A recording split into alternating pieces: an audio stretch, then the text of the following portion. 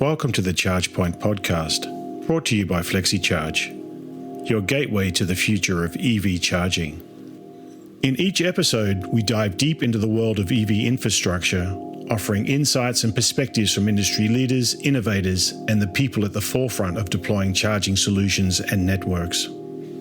Join us to explore the exciting developments that are accelerating our world towards sustainable mobility.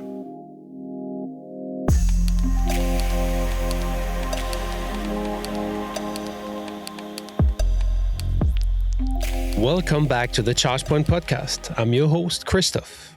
This is our second episode on a topic that may not shine as brightly as BESS or flexibility markets, but is absolutely strategic for the entire EV charging ecosystem. I'm talking about cybersecurity. Yes, cybersecurity. It's one of those topics that tends to stay behind the scenes until something breaks, a system gets hacked, and data leak. To help us kick off the year with clarity and concrete advice, I sat down with Giuseppe Serio from Upstream. Giuseppe brings decades of experience in automotive, connected vehicles, and now electric mobility, and is one of the top experts in EV cybersecurity globally. This episode is a bit of a reality check. It's a reminder that as we scale charging infrastructure, CPOs and the broader ecosystem face growing threats, both technical and reputational. Together, we explored why charge points are an emerging attack surface, what real-world incidents have already happened, and what practical steps charge point operators and operators of EV charging infrastructure can take to stay ahead. From compliance to business continuity, Giuseppe breaks it down clearly and candidly. So, plug in and get ready for some serious insights, because in this space, staying secure means staying in business. Let's get into it.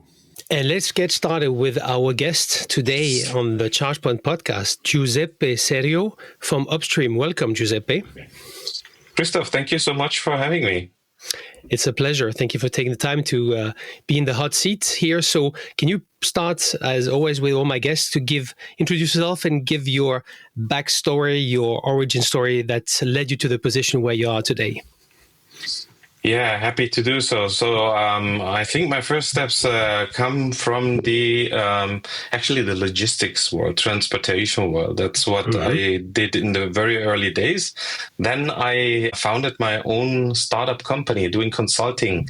That was in Italy. And then I moved to a company named PricewaterhouseCoopers. Was hired to continue the consulting business because I had given up my startup. I sold it, and then I joined PwC for doing strategy consulting in industrial customers. And eventually, 2002, PwC, so the consulting arm of PwC, was acquired by IBM. Where I spent then the next 20 years. Industrial led me somehow, many coincidences, long story, into the automotive world. So since 2002, I would say, I'm part of the automotive industry, various roles. And for about the last 10 years in IBM, I started the journey on connected vehicle, automotive cybersecurity. So I was globally in charge for the industry solution portfolio there. And then COVID came, and I wanted to look at a new challenge in my life. And I said, okay, maybe a startup company, which I had also identified working in the automotive cyberspace, which I would see as a crown jewel. That was really interesting. I had conversation about joining them, and I ended up being there. Now it's over 4 years that I'm there in the capacity of the VP of Market Development. And in that role, essentially, I have a strategic role looking how we can expand markets and how we can extend our offering portfolio. And one of those led me into the EV world, which we are now also addressing. I think that is the logic behind why we talk today, probably. Absolutely, it is. Yeah, exciting, very interesting backstory. Yeah, and a nice match. Glad for both parties. Sounds like a perfect match between this startup Upstream in development and your really long experience. Sounds like a good match. So tell us. So what is Upstream? What kind of company it is? Of course, it's cybersecurity. That's the topic of today. But yeah, tell us a bit the core mission in the EV charging industry. Let's hear it. Yeah. Let me start with the mission. So at Upstream, we have the mission to make smart mobility safe and secure for everyone. That is kind of our bold statement. And originally, as I said, coming from the automotive world, we started 2017. That's when the company was established. To look for the rising threats in the automobile industry, more specifically on the product side. And Upstream had a radical approach. The radical approach was don't put cybersecurity controls in the vehicle, but rather control everything that interacts with it and have a broader visibility. Today, you would define, or in technical words, you would define that as an XDR, which is a capability, a unified platform, if you will, that correlates signals across many endpoints, networks, cloud servers, and the goal is to detect and respond. So the core strengths, I would say, we are not in the passive cybersecurity domain. We are in the proactive, because at the core, what we provide is a platform to monitor in real time potential risks, incidents. And now, what is the connection to the EV world? Yes, working in automotive, we have many customers who either are pure EV OEMs or because of the portfolio and the necessity to have an offer to the market electric vehicles.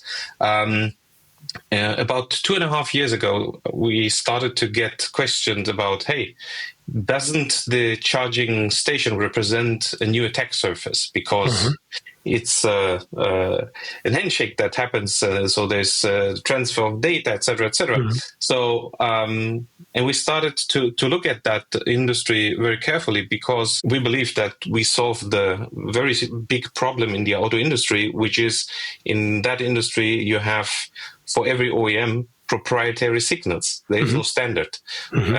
Yet in the EV space, you have many standards, or the one OCPP standard, which makes our life way easier if we look at just one standard and not at all the combination of proprietary signals when we do the anomaly detection. So, in short, Upstream provides a cloud-based anomaly detection platform that can correlate various data points, data sources from across the organization. Could be on-prem, could be via cloud, to make cybersecurity visible and actionable. All right. So let's now make the threats visible. Tell me a bit. So what do you see are the biggest cybersecurity risks facing EV charging networks today? And be as concrete as possible. That would be nice. Yeah, so at the end, the charging station is an IoT device. It operates in the wild, it has connectivity, and as such, there's a natural expansion in the threat landscape because you can. There's transaction involved, there's private data involved. So that's very precious to threat actors to get to these type of assets. And what we have seen, so you are asking about real-world examples. I think I could provide one that an EV charging company from Italy actually had to release a remote fix for vulnerabilities on its chargers firmware. There were flaws that would allow unauthorized access to system logs, which would give administrative privileges, and those execution actually could lead to data leakage, which is one of the things that I mentioned. Also, maybe in November 2024, it's not so far away, very prominent threat actor. So we're talking here about someone who is very known in the field, did approximately steal 160,000 records of sensitive data from multiple CPOs, actually. Originally, interestingly, that was linked to a US OEM. They thought it's a problem of a car maker, but we found out that it was actually not the OEM, and the impact was really across the board in Australia, Mexico, India, and many other countries. So it's real. And maybe to conclude that, as part of our activities in the industry, the annual cybersecurity report that we issue is quite famous, because we kind of elaborate what happened, what is the new trends, etc. So as a spoiler, I can tell you, because that is fresh new data. So in the first quarter 2025, charging-related incidents went up if we compare the first quarter from last year, from 6% to 15%. So that's more than double. So I think that is an eloquent data to tell the attackers are coming. Absolutely, yeah, very clear. I will maybe add a link in the show notes to the report for those who might be interested, right, Giuseppe? So absolutely. So maybe you can help to make it more concrete. So why should CPOs prioritize cybersecurity in their operations? Well, ultimately, it's if you have downtime for whatever reason, right? If the charge point does not work, it means essentially loss of revenue. And that is bad per se for the business. Now, the reason why that is the case is then when we talk about the specifics of is it a cyber attack that caused it? Now, on top of it, there is compliance to be met. But as I always, on every occasion, I repeat that compliance is just the baseline, obviously not the finish line, because it provides the minimum that the regulation mandates. And I would also conclude at the end, think of the brand reputation, the trust that someone may have if in the news you learn about a specific brand or company that has a breach or is being permanently breached, or data is lost, etc., etc. It's at the end, it's like any device. It's a matter of trust, and I think that would summarize what are the concern in that domain. There are many more, but I would say these are the primary ones. Mainly, and trust, especially in a young industry where actors are building the trust from scratch, establishing their name, and it can be devastating. Absolutely. So you mentioned EV chargers a bit earlier. So yes, they are connected IoT devices. So maybe you can just again repeat a little bit how vulnerable are such EV chargers to cyber attacks. Yeah, so first of all, as I said, they are IoT device, and what that means is they are making them attractive, because anything that is connected to the internet is a potential kind of attack that you want to launch. So it's a target, it's a potential target. Now, they offer the connectivity for payments, application, grid systems. So they create a plethora of attack surfaces. If you're not connected via the internet and do those activities remotely, you can do also physical harm. Local tampering, like, manipulating charge system, like changing QR codes, etc. Yes.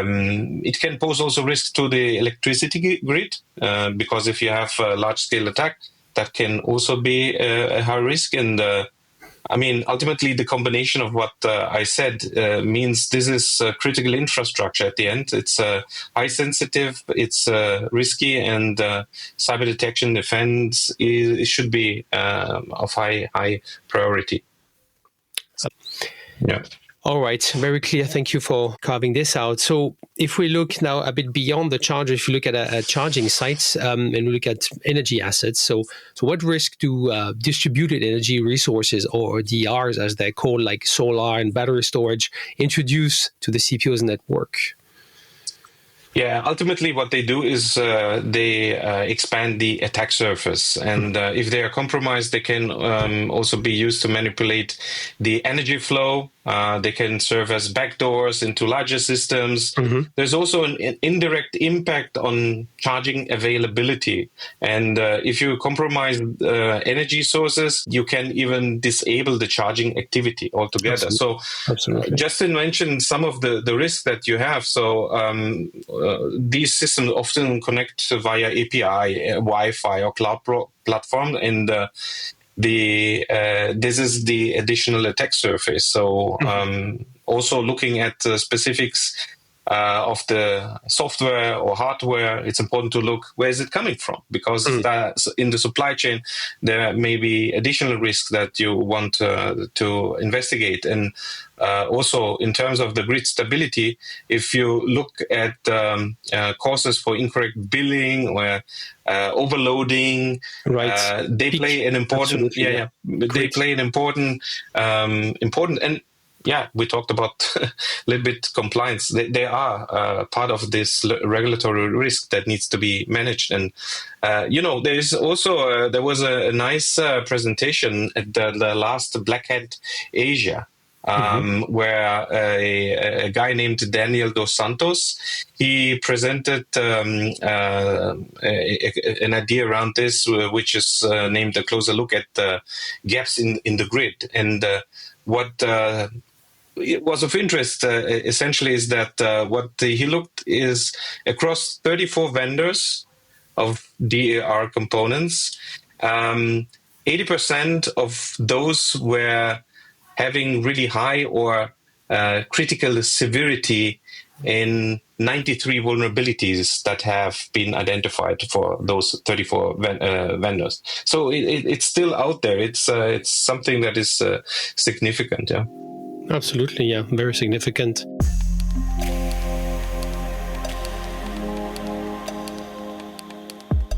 Before we continue with the show, I have to tell you about something important. Co-located batteries are suddenly everywhere in the CPO conversation, but most operators still struggle with the first big hurdle, how to actually connect and control them. This is exactly what recently unpacked in our masterclass. How to solve the connect challenge, how to unlock real value stacking with peak shaving arbitrage, flexibility revenues, DNO curtailment, with concrete example from Recharge, Q8 and other CPOs already doing it. So sign up for the on-demand masterclass. You really don't want to miss this one. And now back to the show. So if we then look on the even higher level, so how can bad actors exploit the EV chargers to access the broader energy networks? How do you see that? Yeah, so there are protocols that are connecting the charging network to the grid. One example could be the Open ADR. Right. There are obviously others, but essentially ADR allows utilities or grid operators to control the charging behavior. So either throttling or delaying charging stations, and that means stability on the grid can be a real challenge. Absolutely, yeah. That we know about those connections with the grid at FLEXECHARGE. So yeah, I can imagine some scenarios which would be quite disruptive. Absolutely.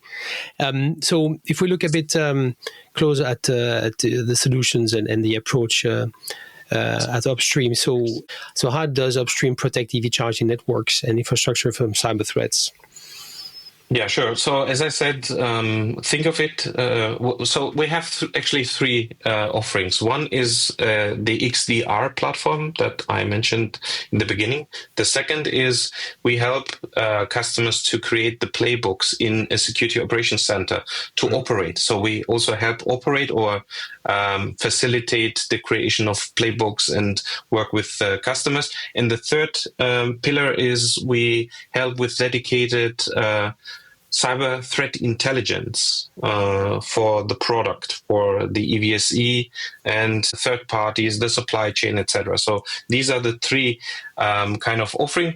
But at the core, when we talk explicitly about the cybersecurity monitoring for the monitoring charge points, again, taking the idea how IoT systems operate, you need the capability to address three layers. One is the device, the charging station itself. So monitoring the physical device, it ensures that you understand what are hardware level threats that you need to understand and how can they be addressed. The second is the infrastructure, so the cloud layer, the backend that is used in order to enable that. And we integrate with all the hyperscalers out there, but also on-prem. And it aggregates actually data from all the endpoints. So we're not looking at a single asset. We look at the entire fleet of the charging network of our customers or individual customer. They may have a heterogeneous fleet, which is also relevant in the context of cyber. So how do you understand the exposure from different brands that you have acquired?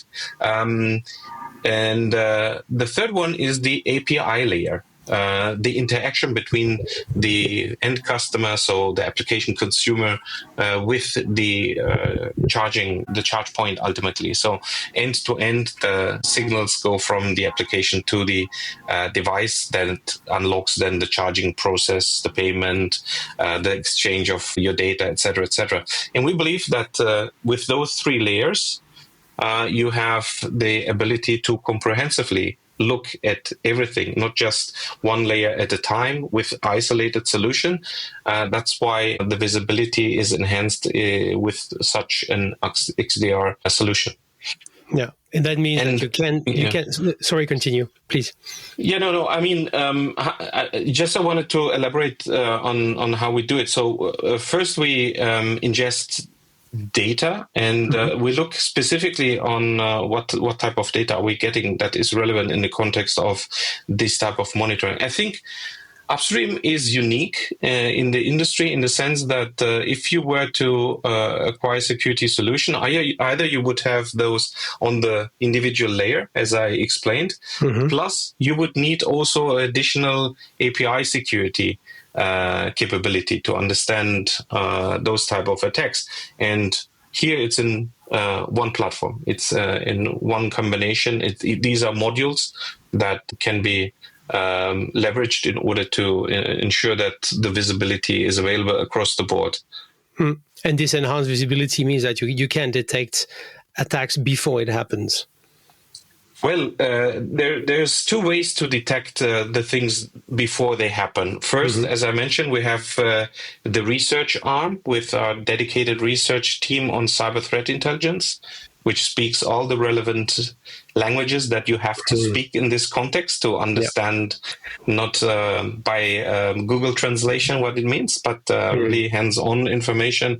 And that is one part. The other part, as I mentioned, with our capability to look at API specifically, we can sort of understand the exposure of those APIs before it can become a bigger problem. So understanding, are there any endpoints which need to be looked at because there are design flaws or there is authentication that is missing. All those things which can become a problem is something that we can investigate before actually bad things happen. But ultimately, you need the prevention, but also the ability to look at things that very smart and sophisticated attackers can do that nobody has thought of. That is the cat and mice game. Exactly, I was about to say. It's the nature of the game you're playing with those guys. Yeah, absolutely. Yeah. So if we come back to how people or CPOs can deploy your solution like yours, so how does Upstream integrate concretely with the CPO's existing tech stack? So charge point management system, CPMS, and other industry platforms. Yeah, so we integrate agentless with the infrastructure of CPOs, CPMS, and we work with multiple players. As I said, we have a process by which we normalize data.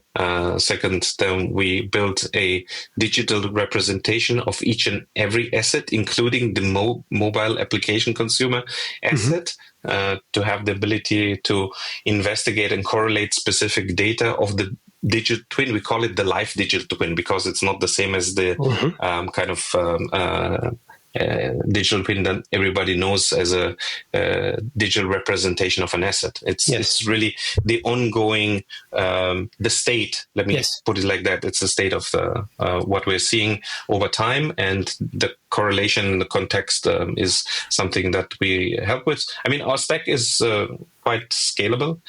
It's battle tested because today we monitor 30 million connected vehicle, 10 million connected IoT assets. We monitor over 7 billion API transactions. So it's very robust and it's very scalable.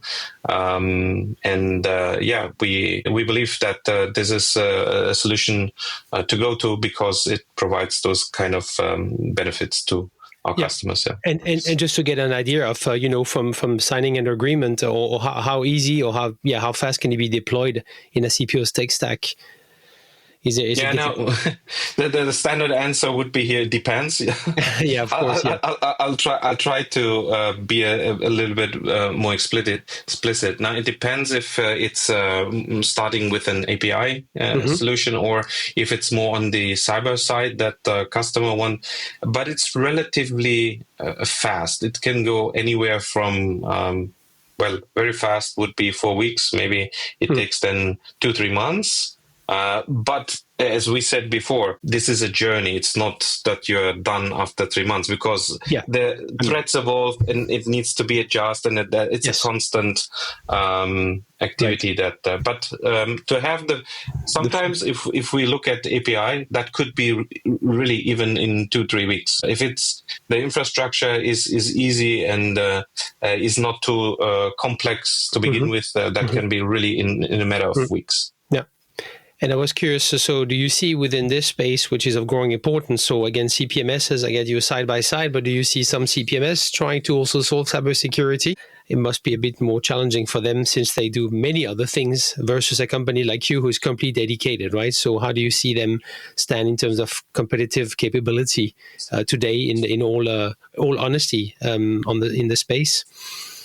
I think there's a market for both, we talk to CPMS companies, and they appreciate the deep expertise that we bring because there are certain capabilities that are really unique and special. And if you're not coming from the cyberspace, it's hard to deploy.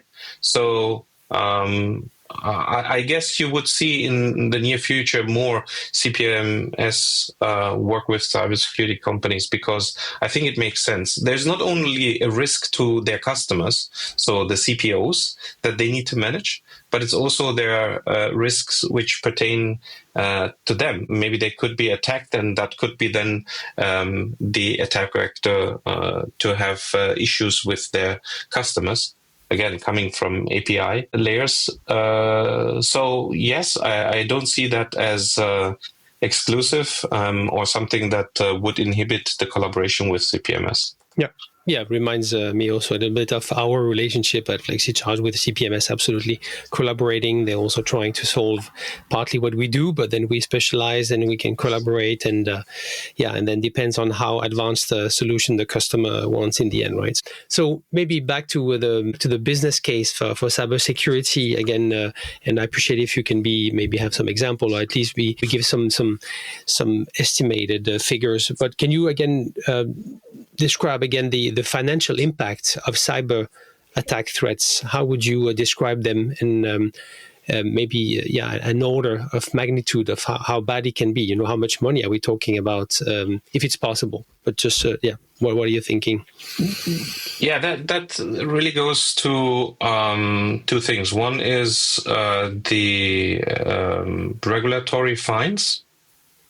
And maybe it's also important to point out that, there's things like NIS2 and Cyber Resilience Act or the Radio Equipment Directive and GDPR is already out there. So actually those can multiply. And if you look at what is the potential cost for that, I mean, take NIS, it can be 10 million or 2% of the global annual turnover. If you add up with Cyber Resilience Act, It could be 15 million or 2.5% of the global annual turnover, and on and on. So GDPR, we know it's either 4% or 20 million. So it can be quite significant, very costly not to do it. But here again, we are talking about regulation. This is the minimum. The ultimate cost is you're out of business because nobody trusts the brand, and that is then the worst case, obviously. But in between, we understand, we have seen that there's a cost for the, let's say there's an example of data breach and you get fines, but the collateral damage that we see on a wide scale, maybe due to the cyber attack, you have to replace part of your infrastructure because it's not working anymore. So you need to replace it and do an investment to buy those type of things. It multiplies and adds to ultimately putting you out of business. Yeah, that's the range is pretty wide, and it ends up with pretty extreme outcome. I think you mentioned a bit earlier, and it's maybe one of the biggest, I would say, buzzwords for me and in the industry, reliability. Everybody is obsessed about reliability because it's about, of course, uptime, reliability, being available, as you said. So can you again take us back to how cybersecurity, in your view, investments are leading or can lead to long-term operational reliability?